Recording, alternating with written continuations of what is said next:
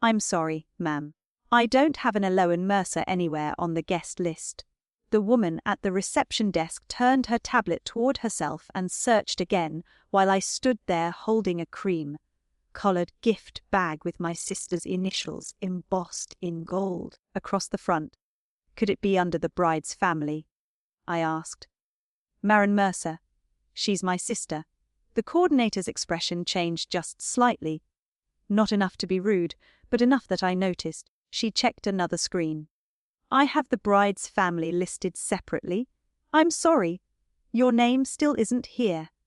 Behind the glass doors, people were already gathering beneath strings of warm lights. I could see my mother, Daphne, laughing beside Marin while a photographer arranged them for pictures. My sister was less than 50 feet away in her wedding dress. My mother was standing beside her, and apparently, neither of them expected me to be inside. I looked down at my phone because for one stupid second I wondered if I had driven to the wrong wedding. The message from Mom was still there from 3 weeks earlier. Saturday, 6 o'clock, Hawthorne Terrace. Don't worry about the RSVP nonsense, she'd written. Your family. Just come. I showed it to the coordinator. She read it. Then gave me the kind of careful smile people use when they know they've accidentally stepped into someone else's family problem. Would you like me to find the bride? She asked. I looked through the doors again. Marin was standing between Mom and her new husband, Caleb, while someone adjusted the train of her dress. She looked happy. Mom looked happy.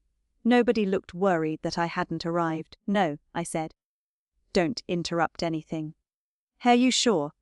Yeah. I slipped my phone back into my purse. I'm sure. I had spent the entire drive telling myself not to be late. I had left my apartment with more than enough time, stopped only once to pick up the gift I'd ordered for Marin and Caleb, and even changed shoes in the parking lot because the heels I'd chosen were already hurting. I had worried about traffic. Parking. Whether Mom would complain that my dress was too dark for a spring wedding. The one thing I hadn't worried about was whether I was invited. I walked away from the desk before the coordinator could offer another apology. I wasn't going to stand at the entrance begging someone to locate my own sister so she could decide whether I deserved to come inside. Halfway down the side corridor, I stopped. There was a display table covered in framed photographs of Marin and Caleb, engagement pictures, childhood pictures, snapshots from vacations. I almost kept walking. Then one photograph caught my attention. Marin and Caleb were standing on the front porch of my mother's house. Caleb had one arm around Marin while she held a set of keys toward the camera. Beside the frame sat a handwritten wooden sign that read, "The next chapter starts at home." I stared at it longer than I should have. Mom's house was a 2-story brick place outside Raleigh that she had owned since I was 17. Marin wasn't living there. She and Caleb had an apartment 20 minutes away. At least, that was what I thought. 2 weeks earlier, Mom had complained to me about the upstairs bathroom needing work before summer visitors came. She never said anything about Marin moving home. I pulled out my phone and took one picture of the display, not because I was preparing some dramatic confrontation. I simply wanted to remember exactly what I had seen when someone inevitably told me later that I had misunderstood. I called Marin once, straight to voicemail. I didn't leave a message. Then I texted Mom. I'm at the venue. They say I'm not on the guest list. The message showed delivered almost immediately. I waited. 1 minute. 2, 3. Through the doors, people continued taking their seats. Nobody came looking for me. I finally walked back to my car with the gift still in my hand. I put it carefully on the passenger seat, instead of throwing it into the back, which somehow made me angrier. That was my problem. Even humiliated, I was still making sure Marin's gift didn't get damaged. I sat behind the wheel without starting the engine. For years, Mom had called me her reliable daughter. You're the one I never have to worry about, Elowen. I used to hear pride in that sentence. After Dad left when I was 17, I became the person who noticed when bills were late, who drove Marin to school when Mom worked early shifts, who knew which utility company needed to be called when something went wrong. I was 31 now. I had my own apartment, a stable job managing commercial insurance accounts, and enough money to help when Mom needed it. 3 years earlier, when her income dropped and the house payment started getting difficult, she asked whether I could cover part of the monthly shortfall temporarily. I said yes before she finished explaining. That temporary help had never really ended. There was always a reason. Insurance went up. Property taxes changed. The roof needed work. A plumbing repair couldn't wait. I never kept score because she was my mother, and because I thought keeping the house stable meant keeping our family stable. Sitting outside Maren's wedding, I suddenly wondered whether those were actually the same thing. My phone buzzed. For half a second, I expected Mom. It was a promotional email from a shoe store. I laughed once, without any humor in it, started the car, and drove home. Mom never responded during the entire 90-minute drive. Maren didn't call either. When I got back to my apartment, I carried the wedding gift upstairs and set it beside my kitchen counter. Then I changed out of the dress, poured myself a glass of water, and opened my banking app. The transfer I normally sent Mom at the end of every month was scheduled in my reminders. It wasn't technically the whole mortgage payment. Mom paid the loan from her own account. I transferred a fixed amount each month to cover the part she couldn't comfortably manage, and over time everyone had started casually calling it my part of the house note. The payment was due in 4 days. Normally, I sent my share early. My thumb hovered over the transfer button. I thought about Mom standing beside Maren inside that ballroom. I thought about the photograph of my sister holding keys on the porch of a house I had been helping keep affordable for almost 3 years. Then I thought about how easy it would be to send the money now and ask questions later, exactly like I always did. I closed the app. I wasn't canceling anything forever. I wasn't trying to hurt Mom. But before I paid another $1 toward that house, someone was going to explain why my sister apparently had a future in it that nobody had bothered to mention to me. They could call me before I paid for something I apparently wasn't allowed to know about. By 8 the next morning, my phone had become a slideshow of everything I hadn't been part of. Maren cutting the cake. Mom dancing with Caleb.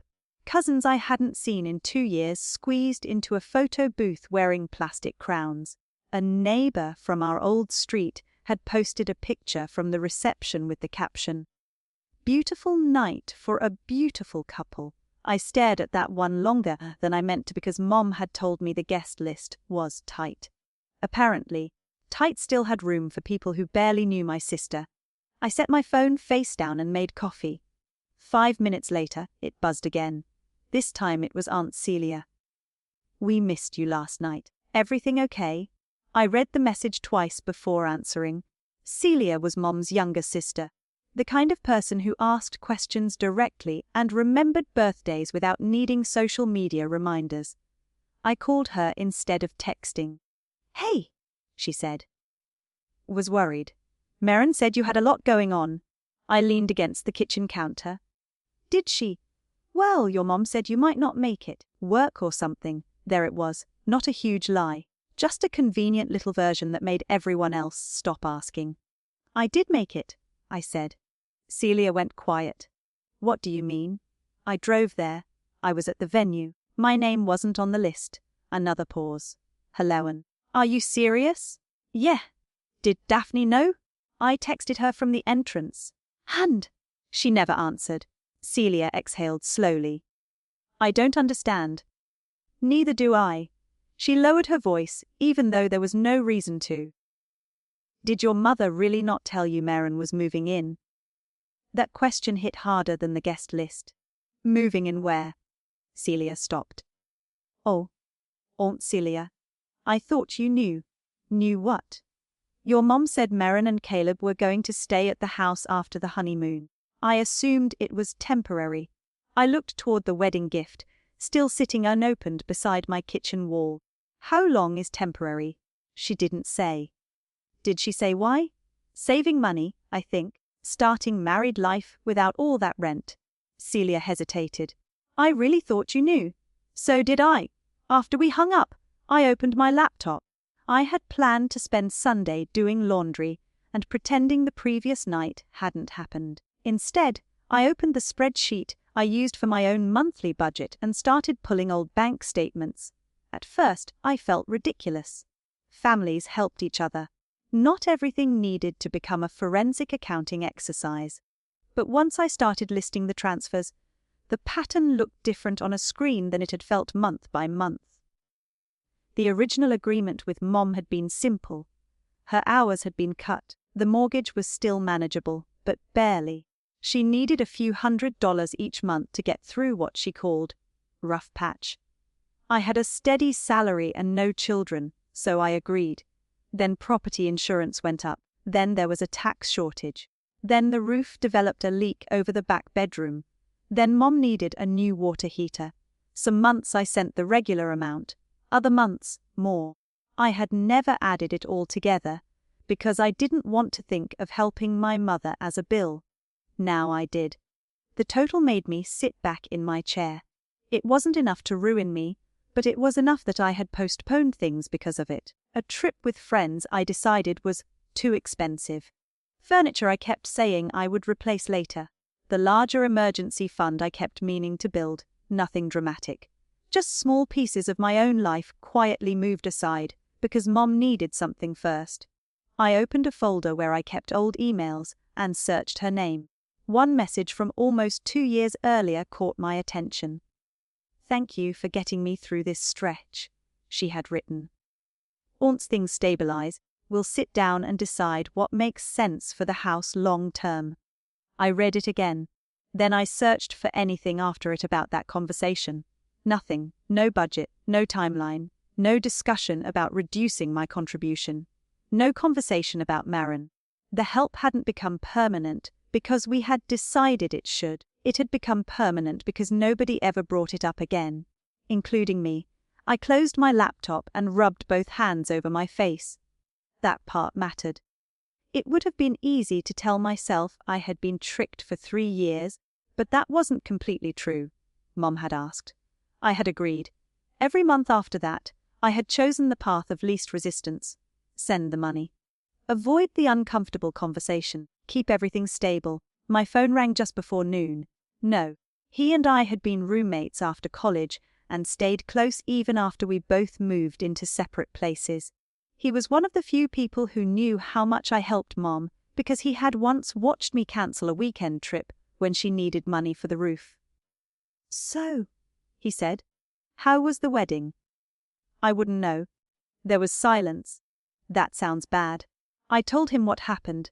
I kept it simple, but when I mentioned the photo of Marin holding keys in front of Mom's house, he stopped me.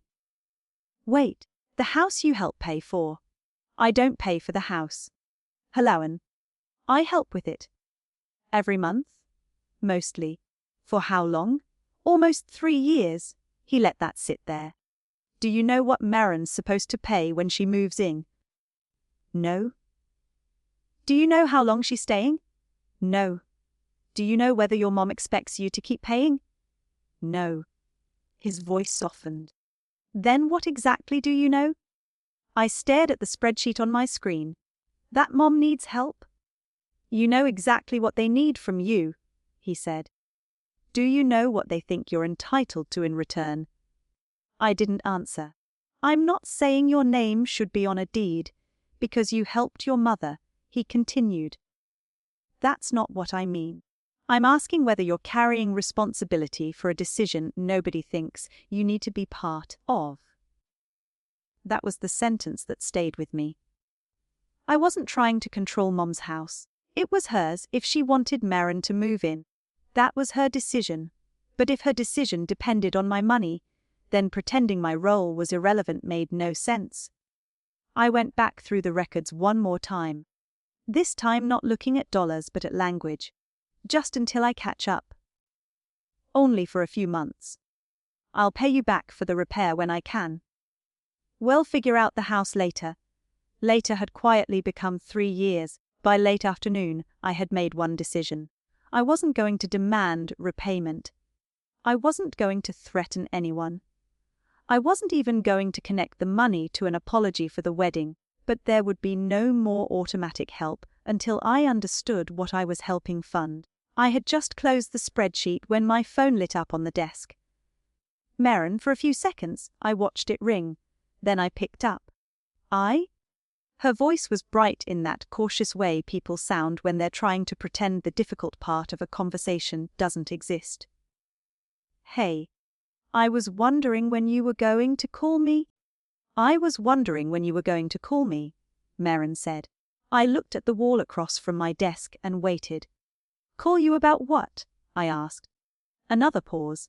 About the wedding. Okay. You left without saying goodbye. I almost laughed, but I didn't. Merrin, I never got inside. Her voice changed. What do you mean? I mean I was at the entrance. My name wasn't on the guest list. That can't be right. I showed the coordinator the message Mom sent me. She checked twice.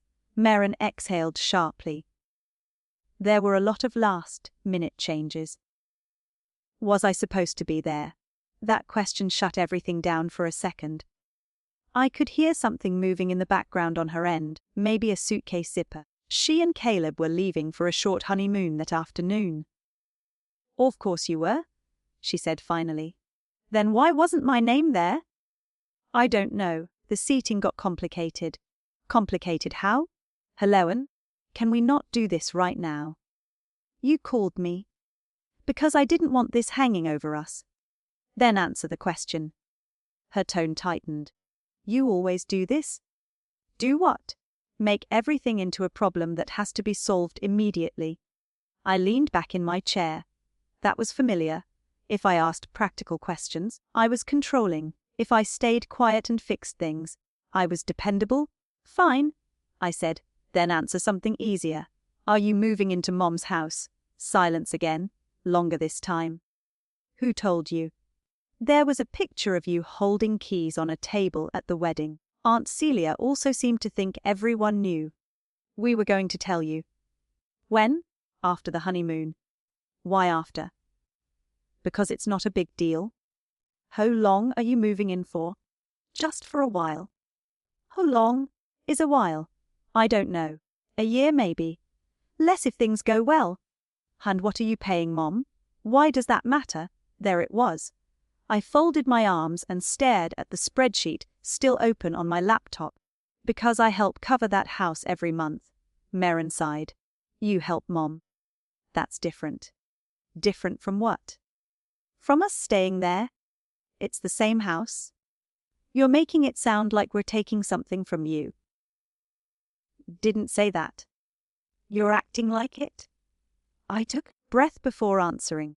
I'm asking whether the plan for the house changed, while everyone still expected me to keep paying exactly what I've been paying. Mom said you'd probably keep helping for a while. That answer landed harder than I expected, not because it was cruel, because Merrin said it casually, like telling me Mom thought it might rain. Mom said that. Yeah. Did she ask me? I assumed she had. She didn't. Merrin went quiet. Look, Caleb and I just want to get ahead, she said. Rent is ridiculous. We spent more on the wedding than we planned, and Mom has all that space. It makes sense. I'm not arguing that it doesn't. Then what's the issue? The issue is everybody seems to know what happens next, except the person helping make the numbers work. She made a frustrated sound. This is exactly why I didn't want to talk about money before the wedding. I sat forward.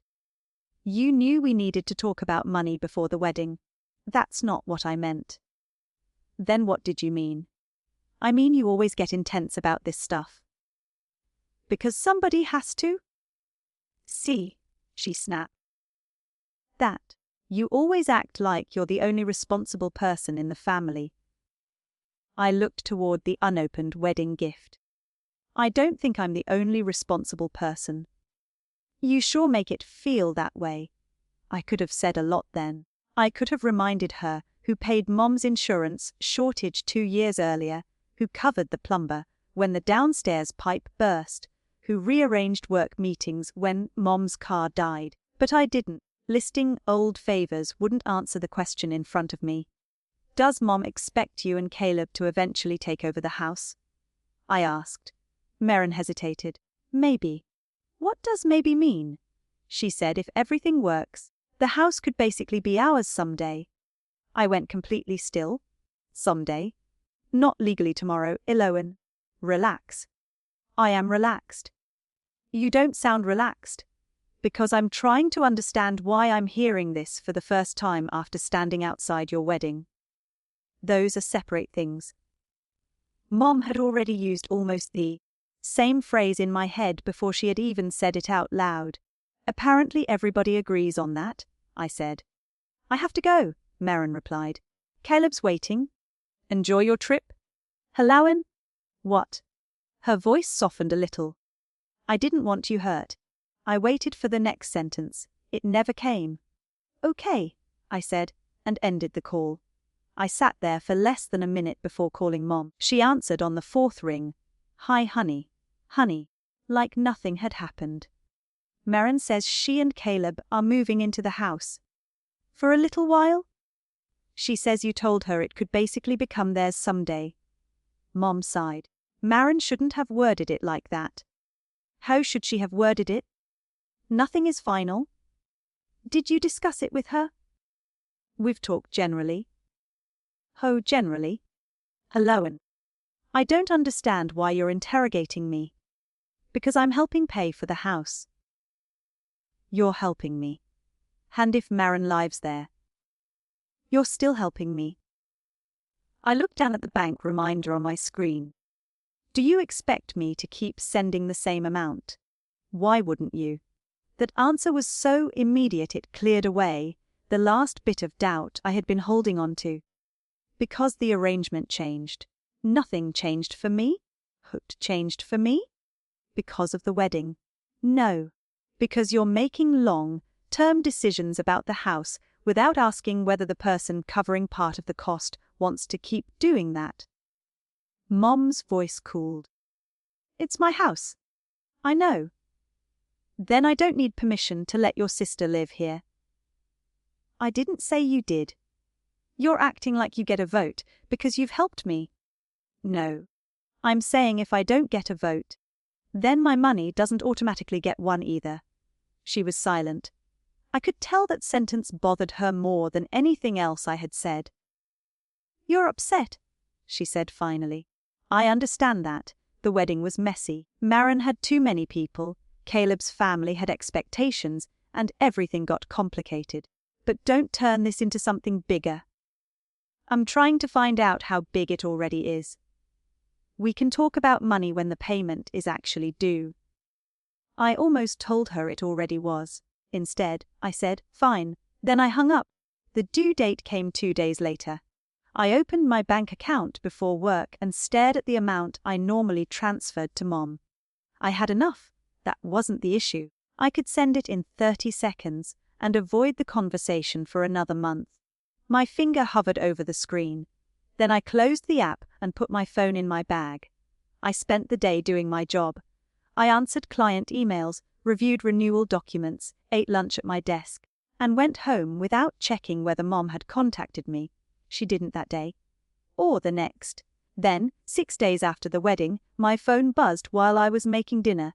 Mom. I looked at the message. No apology.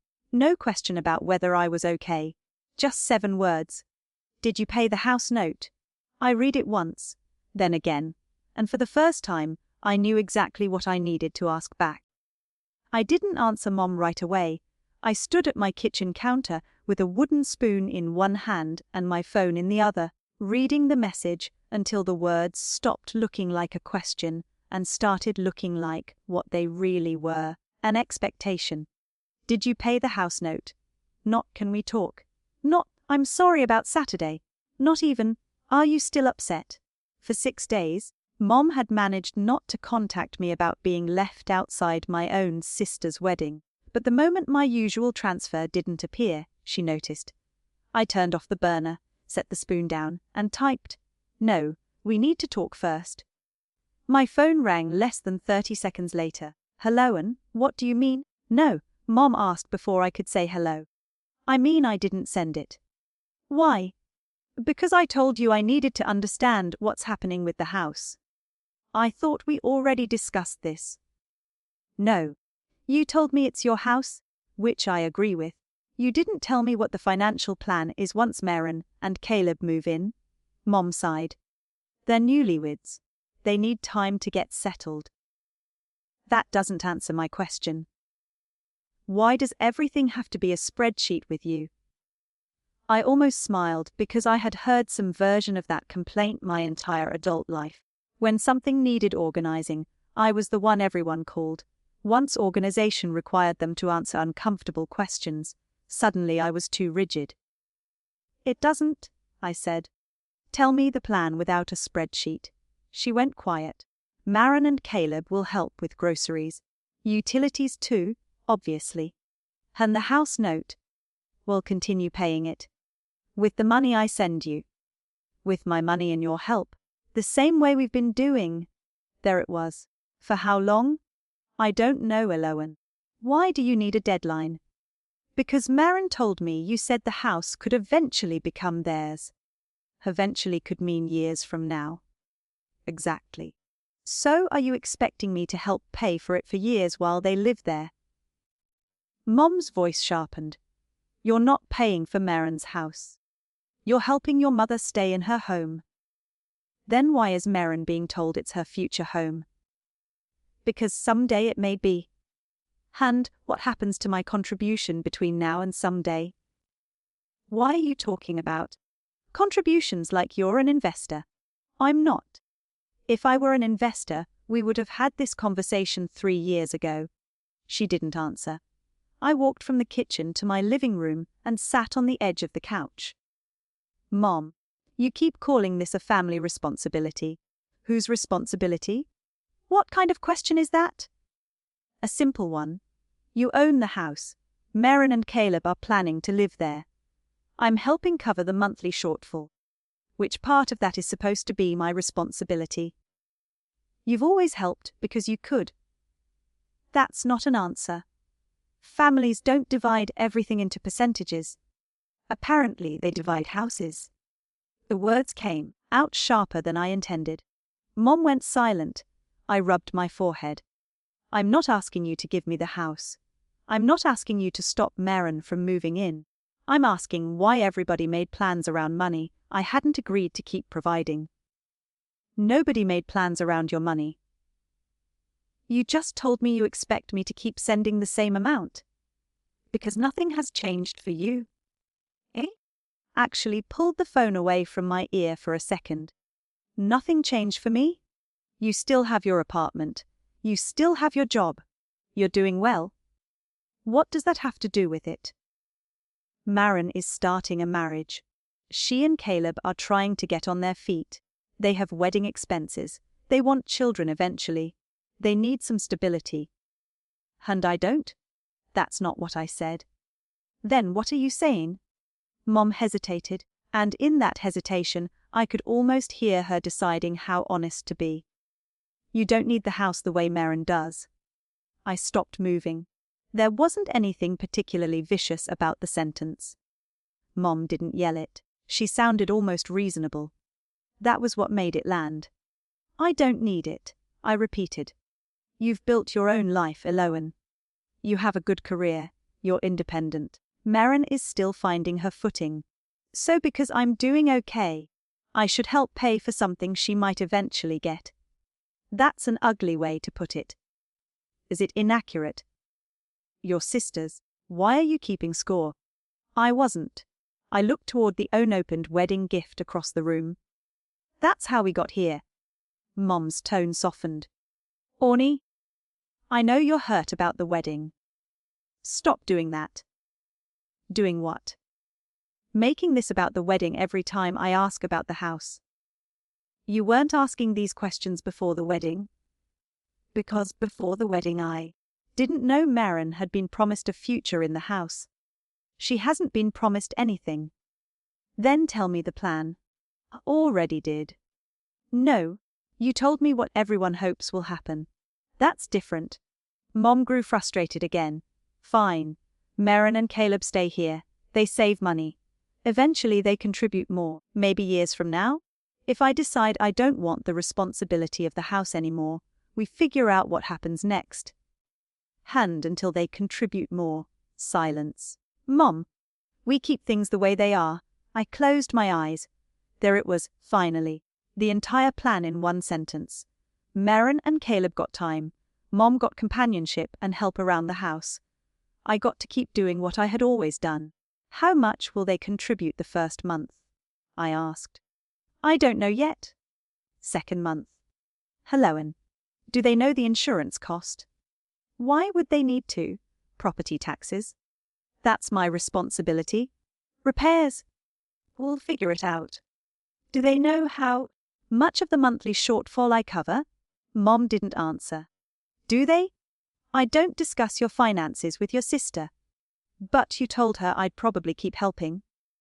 Another silence. I stood and walked back toward my desk, where the payment spreadsheet was still open. I'm not sending anything tonight. Elowen? The payment is due. Then use your account. You know that puts me in a difficult position. And you knew Merrin was moving in before the wedding. You had time to talk to me. So this is punishment. No. Punishment would be me trying to hurt you. I'm refusing to keep funding an arrangement nobody will explain to me. You are making everything transactional. No, Mom. I'm finally asking what the transaction already is. She was quiet for several seconds. Then she said, You're really going to let one wedding ruin this family? My grip tightened around the phone, but I didn't raise my voice. The wedding didn't create this. Then what did? I looked at the total on my spreadsheet. 3 years of temporary help. 3 years of being told I was the easy daughter, the stable daughter, the one who could handle things. It showed me something I should have asked about a long time ago. I said, What? Why being the responsible one always seems to mean I'm responsible for everyone else? Mom didn't have an answer. We ended the call a minute later without solving anything. That night I told Noah what she had said. He listened without interrupting, until I got to the part about not needing the house. There it is, he said. What? The rule. What rule? Merrin needs more, so she gets more. You can handle more, so you give more. I hated how neatly he said it. Mom doesn't think of it like that. Probably not. He paused. Does that change what it does to you? I sat at my desk staring at a blank document. For the first time since the wedding, I wasn't trying to figure out how to get Mom or Merrin to admit they had hurt me. I didn't need them to agree with my version of the wedding before I could make a decision about my money. No, I said. It doesn't. After we hung up, I opened the document and typed a heading across the top house contributions. Under it, I added 3 questions. Who pays? Who decides? Who benefits? Then I started filling in what I actually knew. Because if Mom wanted to call this a family responsibility, I was finally going to find out what everyone else's responsibility was. By Monday night, I had reduced 3 years of family favors to 1 page. I didn't list every dinner I had bought Mom or every time I had filled her gas tank. I wasn't interested in turning our relationship into a receipt. I included only the expenses connected to the house, my regular monthly transfers, the insurance increase, the tax shortage, the roof repair, the plumbing bill, and the water heater. Then I divided the page into 3 columns. Who pays? Who decides? Who benefits? The imbalance was almost embarrassing once I could see it. Mom owned the house and made the decisions. Merrin and Caleb were about to receive inexpensive housing and, according to what Merrin had been told, possibly a long-term future there. I was providing a predictable portion of the money that made the arrangement possible. Yet somehow asking what the plan was had turned me into the difficult one. I stared at the page for another minute, then texted Mom and Merrin together. We need to sit down and talk about the house before anything else happens. Tomorrow evening, Merrin replied first. I thought we already talked. We talked around it. I wrote. I want us all hearing the same thing at the same time. Mom waited nearly an hour before agreeing. The next evening, I drove to her house. Walking up the front path felt different now. I noticed things I usually ignored: the gutter I had helped pay to repair, the upstairs window beneath the section of roof I had contributed to, the porch where Merrin had posed with those keys. Mom opened the door before I knocked. "I made coffee," she said. It was such a normal thing to say that for half a second. I wanted to let everything become normal again. Drink coffee. Talk about Merrin's honeymoon. Send the payment tomorrow. Avoid the fight. That instinct scared me more than the argument waiting inside. Merrin was already at the dining table. Caleb wasn't there. I was glad. This was complicated enough without adding another person. I placed my single sheet of paper on the table but didn't slide it toward anyone yet. Mom looked at it. "What's that?" "The reason I asked to meet." Merrin folded her arms. "Are you seriously bringing paperwork into this?" "Her 1 page. That's still paperwork." I sat across from her. "Then this should be quick." Mom poured coffee and sat between us. "Can we please remember we're family before this becomes some business meeting?" "That's exactly why I want clarity," I said. "I don't want us fighting every month because everybody thinks something different was agreed." Merrin shook her head. "Nobody is fighting except you." "Okay. Then tell me what you think the arrangement is." She looked at Mom before answering. "Caleb and I move in after the honeymoon. We contribute to groceries and utilities. We save money, pay down some wedding expenses, and eventually take on more." "More what?" "More of everything." "When?" "When we can." I nodded. "And until then, Mom pays the house note." "Yes." "With my monthly contribution continuing." Merrin's mouth tightened. "Apparently that's the part you suddenly have a problem with." "I have a problem with everyone assuming it." "You've been helping Mom for years."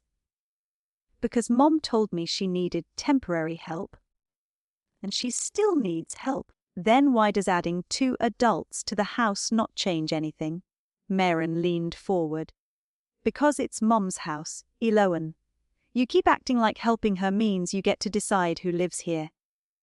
That was the moment I had expected to make me angry. Instead, I felt strangely calm. "You're right," Merrin blinked. "What?" "It is Mom's house. I don't decide who lives here." She looked almost disappointed that I hadn't argued. "Okay, then what are we doing?" "Mom gets to decide what happens to her house. You and Caleb get to decide whether you want to live here." I tapped the paper once. "And I get to decide what happens to my money." Mom frowned. "Nobody said you don't." "Then we agree." "No," Merrin said. "Because you know Mom relies on what you send." "Which is why we need an actual plan." I turned the page toward them. I had intentionally left dollar amounts off the first section. I wanted answers before numbers. "How long are Merrin and Caleb planning to live here?" Mom said. "We don't know." I wrote unknown. "How much will they contribute monthly?" Merrin said. "We haven't figured out an exact number." Unknown. "Who covers repairs while they're here?" Mom shrugged. "Depends on the repair." Unknown. "What happens if Caleb and Merrin stay 3 years instead of 1? "Why are you assuming the worst?" Mom asked. "I'm not. I'm asking what happens." Nobody answered. "What happens if the insurance increases again?" Silence. "What happens if you decide the house becomes Merrin's later? Does my contribution stop then? Before then? Does it change?" Merrin pushed her chair back slightly. "This is ridiculous." "Which question?" "All of it. Families don't plan 10 years ahead like this." "I'm not asking for 10 years. I'm asking for next month." Mom rubbed her temples. "Elowen, what exactly do you want?" "A written household plan. Nothing complicated. What you can afford. What Merrin and Caleb will pay. What you expect from me. And when that expectation ends." Mom stared at me. "You want me to sign something?" "I want all of us to agree on the same arrangement." "I shouldn't have to sign something with my own daughter." "You don't have to?" "Then why bring it up?" "Because without an agreement, I'm not continuing the monthly transfer. Merrin let out a short laugh. There it is. There what is? The threat. It isn't a threat. You're saying do what I want or I take the money away? No. I'm saying if you want my money involved, I need to know what I'm agreeing to. Mom's eyes filled with frustration. Do you understand how cold that sounds?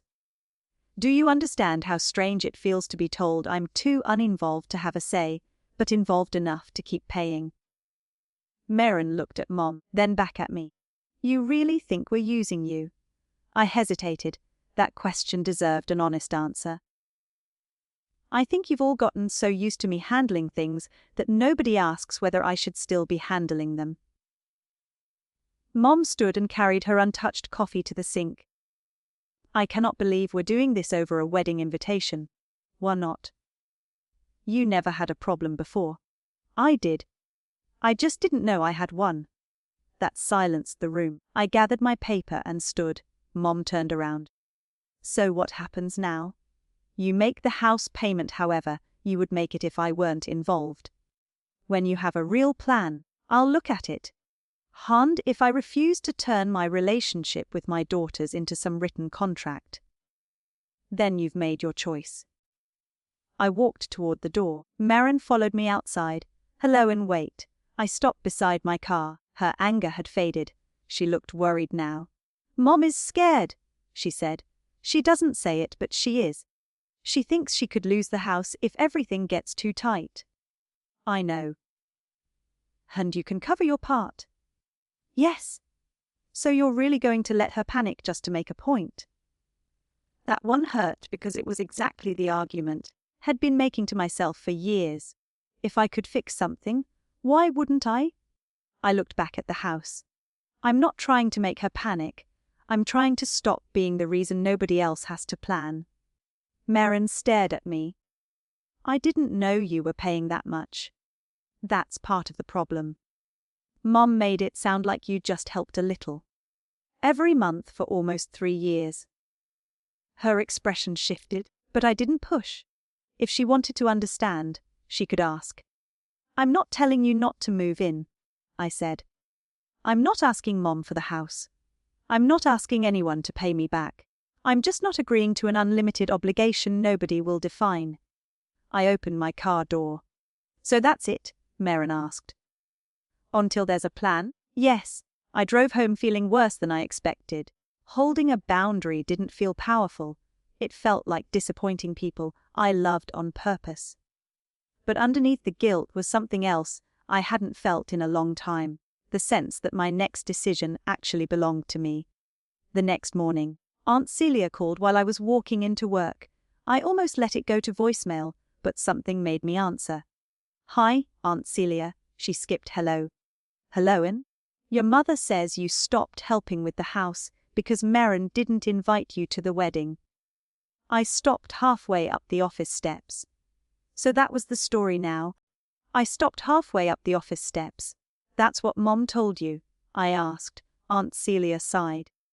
She said you two had an argument after the wedding, and now you're refusing to send your usual money. Those things both happened. That doesn't mean one caused the other. Elowen. Your mother is worried about the house. I know. Then I don't understand what you're doing. People moved around me toward the building, so I stepped away from the entrance. Did Mom tell you Merrin and Caleb are moving in? Yes. Did she tell you she expects me to keep covering the same monthly shortfall after they move in? Celia hesitated. Not exactly. Did she tell you she's talked to Merrin about the house eventually becoming hers? Another pause. She mentioned something about the future. Did she tell you she never discussed any of that with me? Elowen. I'm not asking you to choose sides. I'm asking whether you were given the whole story. Celia's voice softened, but only slightly. I still think stopping the money right now looks like punishment. I looked across the parking lot. I understand why it looks that way. Then why do it now? Because now is when I found out the arrangement I was helping fund had changed. Your mother says nothing has changed. That's because she still expects me to do exactly what I was doing. Celia didn't answer. I checked the time. I had a meeting in 9 minutes. I need to go to work. Mom's finances are private, so I'm not going to give you a breakdown of them. But this isn't about making her suffer because I missed a wedding. She didn't say you missed it. What did she say? That you were upset about not being included. I almost corrected her. Not being included sounded much softer. Then driving to your sister's wedding and discovering your name had been removed from the event entirely. But I stopped myself. That was exactly the trap. If I spent the next 20 minutes proving how badly I had been hurt, then the argument became whether my hurt justified withholding money. It didn't. The money issue had to stand on its own. I have to go, I said. I love Mom. I'm not trying to take her house. I'm not demanding anything from her. I'm just ending an open-ended financial arrangement that no longer makes sense for me. Celia was quiet. All right, she said finally. I still don't like it. You don't have to. That sentence surprised both of us. After we hung up, I went inside. By lunchtime, 2 cousins had messaged me. One said, "Hope you and your mom work things out." The other was less subtle. Money shouldn't be used to punish family. I ignored both until I discovered a family group chat I rarely used had suddenly become active. Nobody named me directly at first. There were vague comments about forgiveness, mothers doing their best, and how weddings made people emotional. Then Maren wrote, "Some people have always resented that Mom and I are closer." I stared at the screen. My fingers moved before I had decided what to say. I typed 3 paragraphs. I explained the monthly transfers. I explained the house plan. I explained the wedding. I explained that Maren had been promised something I was apparently expected to help finance. Then I read what I had written. Every sentence was true. Every sentence also placed me exactly where they wanted me, standing in front of the family asking a jury to declare me reasonable. I deleted all of it. No called that evening after I sent him a screenshot. "Please tell me you didn't answer," he said. I almost did. Good. It doesn't feel good. Because you want them to understand. Wouldn't you? Sure. But understanding and permission aren't the same thing. I sat on my couch, looking at the group chat. They think I'm being cruel? Some of them do? That doesn't bother you? I'm not the one they're mad at. I laughed despite myself. Very helpful. I'm serious. You've spent years being the person everybody considers reasonable. This might be the first decision you've made where some of them don't approve. He paused. Can you make it anyway? That was the real question. Not whether Mom was wrong. Not whether Maren deserved the house. Could I make a decision about my own money without convincing 12 relatives that I was still a good person? I returned to the group chat and wrote one message. This is a private financial arrangement between Mom and me. I'm not discussing her finances here. I hope everyone had a good weekend. Then I muted the conversation. The next morning, I sent Mom an email, no accusations, no mention of the wedding beyond one sentence explaining that learning about Maren's housing plan had prompted me to review our arrangement. I listed what I had been contributing and reminded her that the original help had been described as temporary. Then I gave her something I hadn't given her during our argument time. I would not send the missed payment, but I would cover one final reduced transition amount the following month if she needed it. After that, recurring support ended. Any future help would be discussed individually. Mom called within an hour. An end date, she said. You're giving your own mother an end date. I'm giving the arrangement one. Do you hear yourself? Yes. You know Maren can't cover what you've been sending. I stopped. That was the first time Mom had said it plainly. Then the plan needs to change.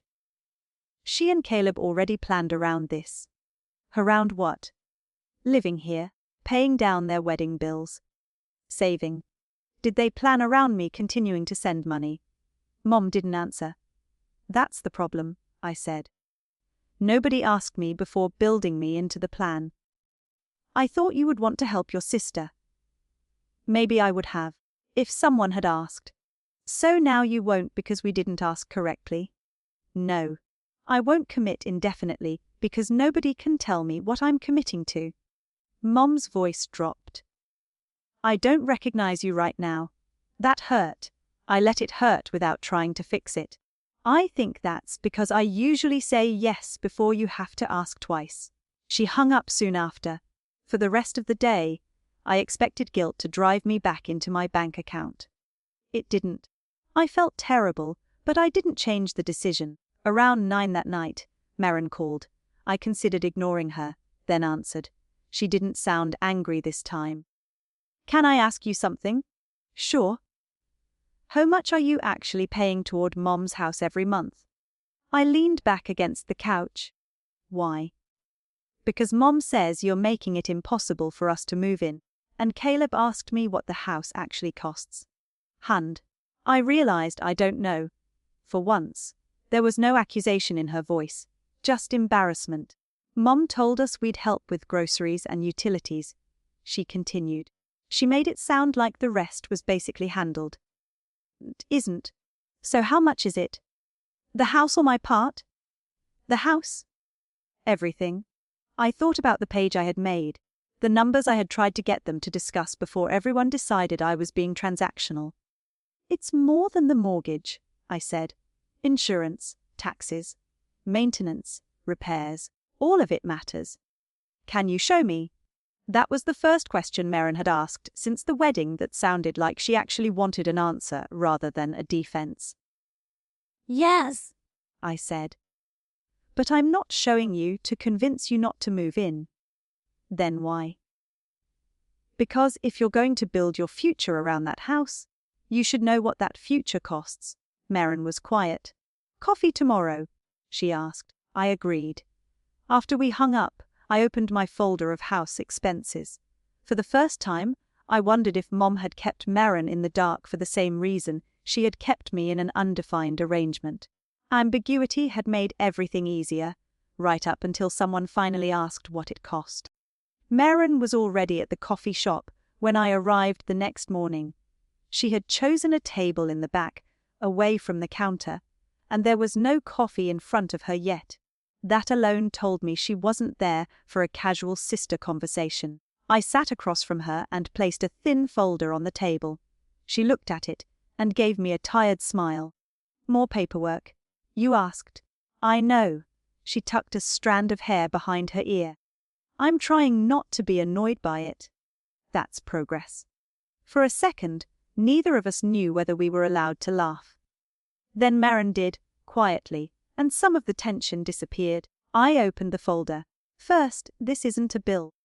I'm not asking you to repay me. I'm showing you what the house costs because you said you wanted to know. Okay.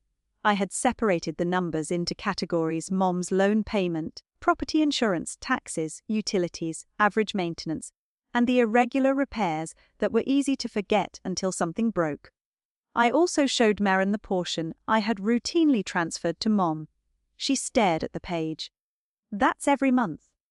My regular contribution is. Mom made it sound like you helped when she came up short. That's how it started. But this is a regular amount. Yes. Maren traced one line with her finger. And the insurance is separate. Part of the cost of keeping the house, yes. What about taxes? I pointed. There. She looked at me. Why didn't Mom tell us this? I don't know, she said. Caleb, and I could cover groceries and utilities for the first year, and then start taking on more. That may be what she wants. That's not what this says. Numbers don't care what any of us want. She leaned back and folded her arms. Caleb thought we could use what we're saving on rent to pay down the wedding cards. I didn't respond. Don't, she said. Don't what? Give me that look. I'm not giving you a look. You're thinking we spent too much on the wedding. I wasn't invited, remember. I have no idea what you spent. Her face tightened. For a moment I thought the conversation was about to collapse back into the same fight. Instead, she looked down. Fair? I let the silence sit. Eventually she asked, are these numbers real? The loan, taxes and insurance are from statements Mom showed me when she first needed help. The repair averages are mine, based on what I've actually contributed. Some future costs are estimates. I marked those. So you're not trying to make it look worse? No. And if you stop paying, Mom has to cover all of this. Mom, you and Caleb, or some combination you agree on, but not you. Not as a recurring obligation anymore. Merrin stared out the window. Mom told us you'd keep helping. There it was. Not probably, not maybe. What exactly did she say? I asked. That you had a good job, that you'd been helping for years, and that you wouldn't just stop because Caleb and I moved in. Did she say she'd asked me? I assumed she had. Everyone keeps assuming that. Merrin looked embarrassed. I know. She closed the folder. I need to talk to her. That conversation happened without me. Merrin called that evening and asked if I could come to Mom's house the next day. When I arrived, Caleb's car wasn't there, but Merrin's was. Mom was in the living room with the expense sheet on the coffee table. She didn't offer coffee this time. Did you need to show your sister all of this? She asked. She asked me. You made the house sound like some financial disaster. Merrin spoke before I could. Mom, she showed me the actual costs. Costs I've been managing for years. With her help. Mom's mouth tightened. I never hid that Elowen helped. You hid how much? I didn't hide anything. You told Caleb and me we could focus on groceries and utilities. At first. And you told me Elowen would keep covering what she covers now? Mom looked at me. I said I believed she would. That isn't what you told me, Merrin said. The room went quiet. Something had changed. For years, Mom could talk to each of us separately and smooth over the differences. She told me my help was temporary. She told Merrin my help would continue. Neither statement had required her to confront the contradiction because Merrin and I had never compared notes. I was trying to make this work for everyone, Mom said. By telling us different things, I asked. By keeping everyone secure. Those aren't the same thing. Mom's eyes flashed. What would you have had me do? Tell Merrin she couldn't come home. Tell you I was struggling every month. I have spent my whole life trying not to burden either of you. Merrin looked at her. Mom, you did burden her. Mom flinched. So did I. Hearing Merrin say it felt different from saying it myself. That's unfair, Mom replied. Elowen offered to help. I did, I said. And I don't regret helping you, but you let temporary become permanent, because permanent was easier than asking what came next. Mom sank into the chair across from us. For the first time, she looked less angry than tired. Fine, she said. Then pay half. I frowned. What? Half of what you normally send, for 1 year. That gives Merrin and Caleb time to settle in, and it's less pressure on you. I understood immediately why the offer sounded reasonable. Half was less. 1 year had an end date. 6 months earlier. I probably would have accepted before she finished speaking, but the underlying arrangement hadn't changed. Mom would still decide. Merrin would still benefit. I would still be the cushion that prevented the plan from having to fit reality. No, I said. Mom stared at me. You won't even compromise. I already offered transition time. After that, no recurring contribution. Half is not unreasonable. It's not about the amount. Then what is it about? The system stays exactly the same. I'm still the person filling whatever gap everyone else leaves. You make helping your mother sound like some terrible burden. Sometimes it became one. Her expression hardened. After everything I did raising you, this is your answer. That sentence found the oldest part of me, the 17-year-old who started making dinner because Mom came home exhausted, the 22-year-old who felt guilty moving into her own apartment, the woman who had spent years believing that being easier to rely on meant being easier to love. I felt the familiar urge to soften everything. Instead, I said, "You raised me because you were my mother. I helped you because I love you. Neither one gives us ownership over the other forever." Mom looked away. Then Merrin spoke. "She's right." Mom turned toward her. Merrin's hands were clasped tightly in her lap. "Caleb and I can't call this our future if Elowen has to keep paying for it." Mom stared at her as if she had switched sides in a war. "There are no sides," Merrin said quietly. "There are bills." It was probably the most practical thing I had ever heard my sister say. Mom stood and walked into the kitchen. We followed a minute later. She rested both hands on the counter. "So what am I supposed to do now?" she asked. A few weeks earlier, that question would have automatically become my problem. I would have opened my laptop, moved numbers around, found the missing money, and presented Mom with the solution. This time I didn't. "You have options," I said. "Merrin and Caleb can contribute enough to make moving in work. You can talk to the lender and see what restructuring options actually make sense. You can reduce expenses. If the house is becoming too much long-term, you can consider downsizing. Or Merrin and Caleb can change their plan." Mom turned toward me. "Which one do you think I should do?" I shook my head. "I'm not choosing for you." "You're the one changing everything?" "No, I'm changing my part. And I'm supposed to figure out the rest?" "Yes." The word came out calmly. No anger, no satisfaction, just an answer. "You choose." Merrin looked down at the expense sheet again. "Caleb and I are going to run the numbers tonight," she said. "Before we move anything." Mom closed her eyes for a moment. Nobody had won. The house was still hers. The bills still existed. Merrin still needed somewhere to live after the honeymoon, but the old plan, the one where Mom chose, Merrin benefited, and I quietly covered the gap, was gone. For the first time, whatever happened next would have to work without assuming I would rescue it. 3 weeks later, Merrin and Caleb signed a lease on a smaller apartment 12 minutes from Mom's house. There was no dramatic announcement, no screaming phone call, no last-minute disaster that proved anyone right. They simply ran the numbers and discovered that living with Mom to save money only worked if somebody else kept absorbing a large part of the cost.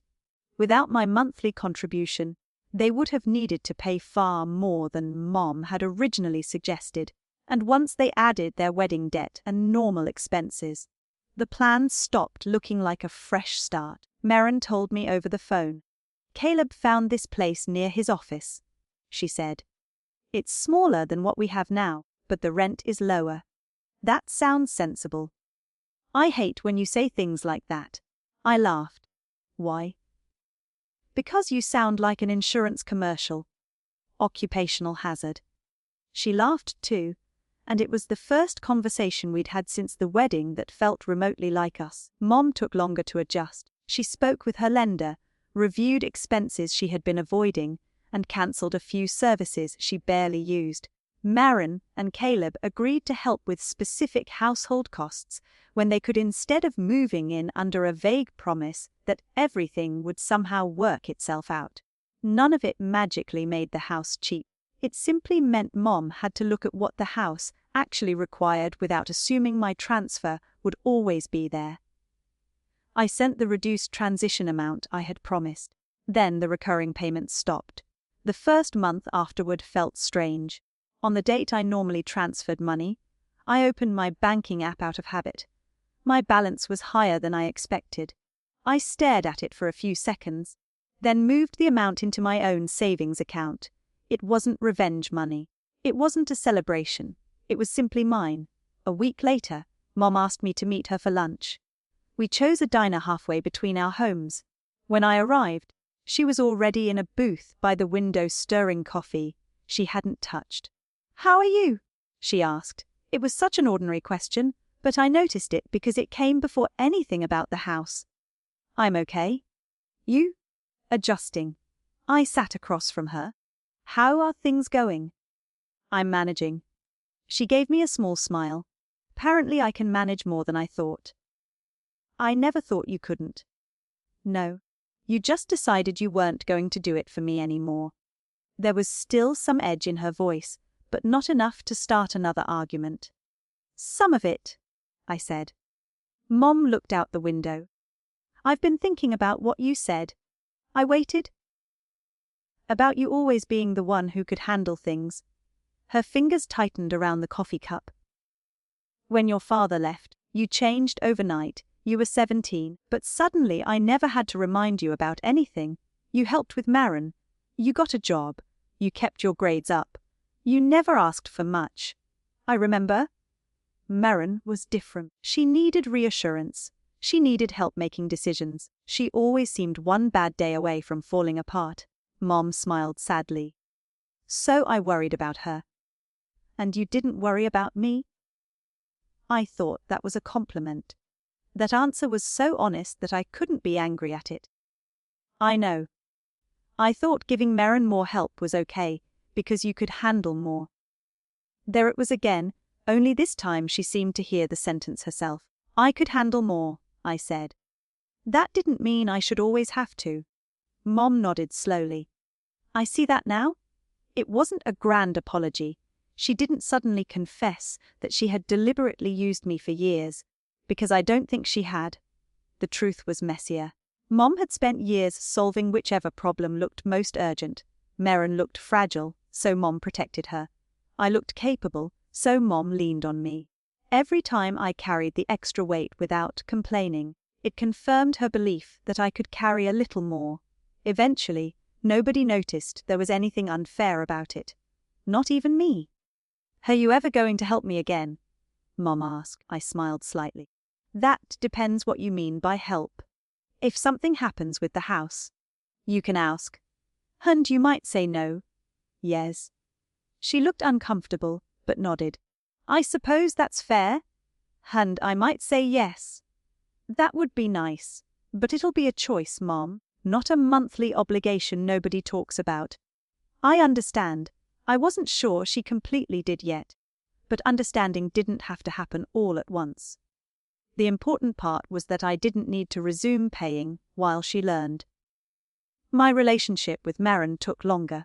About 2 months after the wedding, she came to my apartment carrying the cream-colored gift bag I had brought to the venue.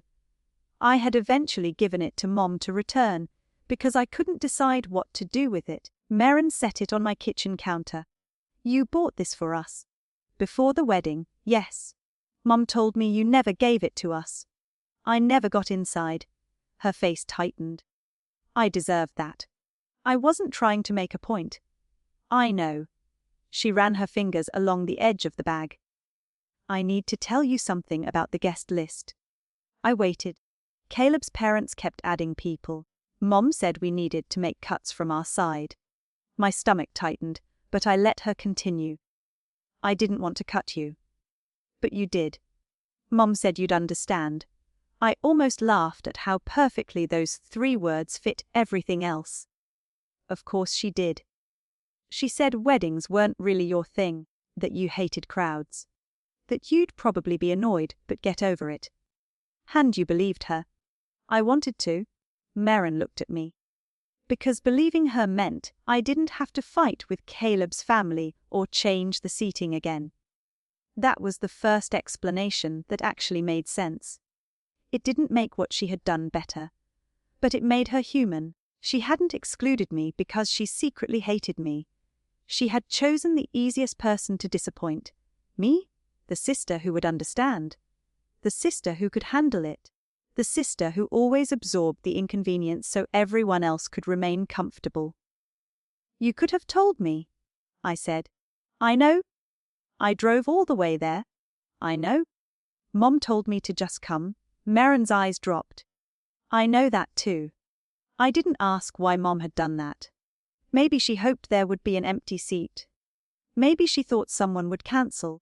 Maybe she simply couldn't bring herself to tell me what they had decided. At that point, the reason mattered less than the pattern. Avoid the uncomfortable conversation now. Trust Elowen to absorb the consequence later. I'm sorry? Maren said. Not because of the house. Not because you stopped paying Mom. I'm sorry I let you drive there knowing there was a chance you couldn't come inside. I nodded. Thank you. Here we okay? I thought about saying yes because yes was easy. Instead, I said, not completely. Maren swallowed, then nodded. Fair? But we can get there. I kept the wedding gift. Months later, it was still unopened in my closet. Maybe one day I would give it to them. Maybe I wouldn't. That decision could wait. Other things changed faster. I started putting the money I had once sent Mom into savings. I replaced the worn-out couch I had been promising myself I would replace for 2 years. I booked a trip with friends without calculating whether Mom might need that money next month. And when she did call one afternoon because her dishwasher stopped working, something happened that would have seemed impossible a year earlier. She didn't tell me what a replacement cost. She didn't hint that things were tight. She simply said, I'm comparing a few options.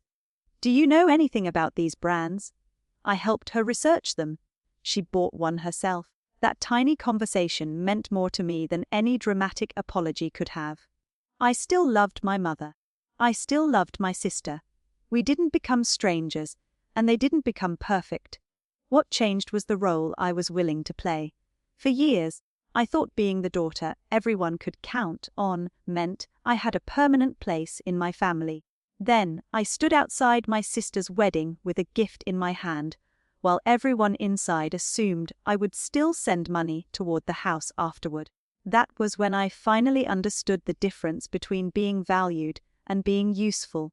I can still help. I can still forgive. I can still show up, but I don't pay for my place at anyone's table anymore. And sometimes I wonder how many families call one daughter the strong one, when what they really mean is, she's the one we expect to carry what nobody else wants to.